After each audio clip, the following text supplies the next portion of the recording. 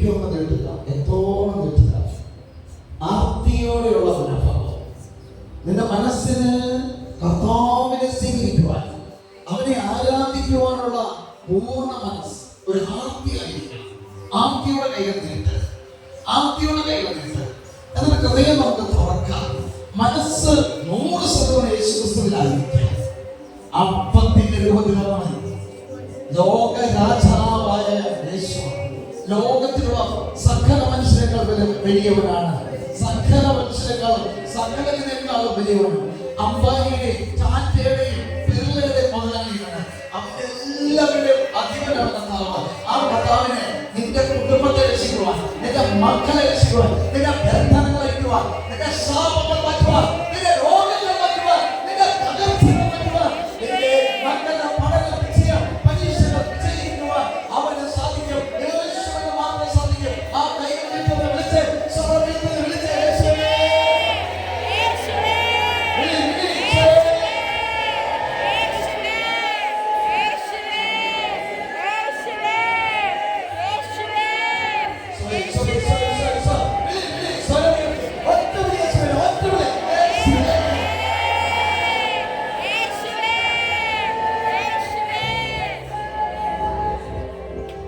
രണ്ട് കാര്യങ്ങൾ നെഞ്ചോട് ചേർത്ത് വയ്ക്കുക.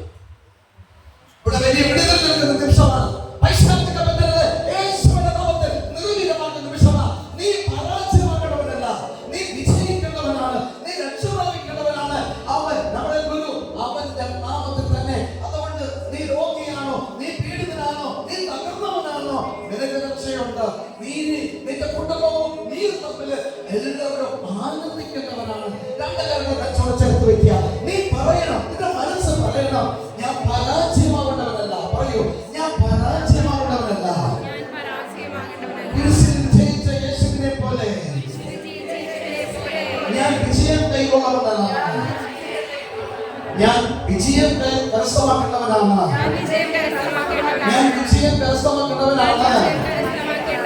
ഞാൻ വിജയം കരസ്ഥമാക്കേണ്ടവനാണ്. മനസ്സോടെ എല്ലാവരും സുഖിക്കുക, എല്ലാവരും സുഖിക്കുക, എല്ലാവരും സുഖിക്കുക. സമയത്തെ സുഖിക്കുക,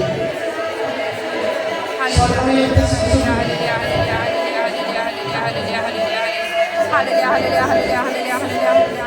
സ്വയമയത്തിൽ രക്ഷിച്ചേ.